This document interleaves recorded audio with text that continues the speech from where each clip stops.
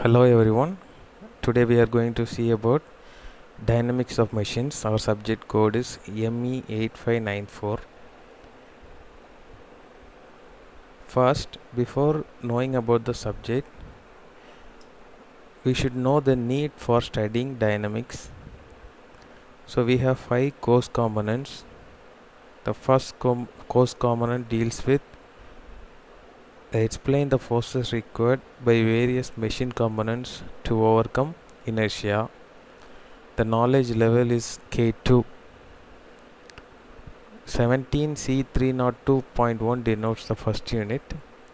Similarly, for second unit, to interpret the concept of balancing of rotating and reciprocating masses, the knowledge level is K2. And for third unit, to analyze free longitudinal, damped and transverse vibration of the system, the knowledge level is K4. For fourth unit, to analyze the forced vibration of a system, the knowledge level is K5. And fifth unit, to explain the control mechanisms of governor and gyroscope with the applications, which has the knowledge level K2. This is the mapping of CO with PO and PSO. For first unit, PO1, PO2, PO3 is mapped, and PO5 and PO6 is mapped. Similarly, for second, third, fourth, fifth unit, we can see the mapping. So in first, we are going to know about the what is meant by theory of machines.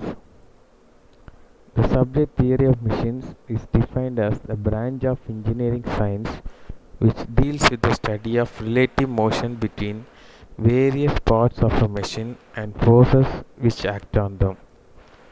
The knowledge of this subject is very essential for the engineer in designing the various parts of the machine. Next, the subdivisions of theory of machines, which include kinematics, dynamics, kinetics, and statics. So, theory of machines is divided into kinematics, dynamics, kinetics, and statics. So, what is meant by kinematics? Kinematics is the branch of theory of machines which deals with relative motion between various parts of the machine. Dynamics. It is the branch of theory of machines which deals with forces and their effects. In kinematics, only the relative motion, and in dynamics, the forces and their effects while acting upon machine parts in the motion. What is kinetics? It is the branch of theory of machines which deals with inertia forces which arise from the combined effect of mass and motion of the machine parts. Next one is statics. It is the branch of theory of machines which deals with the forces and their effects while the machine parts are at rest. The masses of the parts is assumed to be negligible. The fundamental concepts or dynamics of machines include space. It is the region which extends in all directions and contains everything in it. The position of the body in space is determined with respect to a reference system, that is space. Next one is time. Time is defined as the succession of events. It is not sufficient to indicate their position. The time of the events is required, so time is a measure of succession of events. Matter. Any substance which occupies space. It is made up of atoms and molecules. Next is body. Any matter that is bounded by a closed surface is called as body. What is rigid body? It is that which does not exchange its shape or size when subjected to external forces. Deformable body. It is the change in its shape or size when it is subjected to external force. Next one is mass. It is the quality of matter it contains. It does not vary with the location and orientation of the body. Next one is particle. The body of the negligible dimension. It occupies no space, that is, no size, but has a definite mass concentrated at a point. Next term is inertia. The resistance offered by a matter to any change of its state of motion. Solid. A substance possessing a definite shape and a definite volume. Force.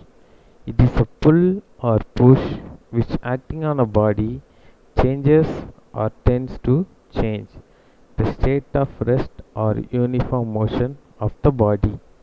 It is completely characterized by the point of application, its magnitude and direction. Forced system or system of forces is the number of forces which act on a body. Next term is weight. The weight of a body is the force with which the earth attracts the body towards its center.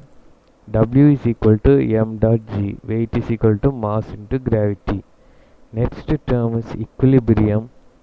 A body acted upon by a system of forces is said to be in equilibrium if it is either remains in a state of rest or continues to move in a straight line with uniform velocity, that is called as equilibrium. Next term is motion. A body is said to be in motion when it changes its position with respect to other bodies. Thus, the relative change in position is called as motion. Motion involves both space and time. Next, we are going to see about Newton's law of motion. Every body continues to be in state of rest or uniform motion in a straight line unless an external resultant force acts on it. That is the first law. The second law states that the rate of change of momentum of the body is directly proportional to the force acting on it and takes place in the direction of force.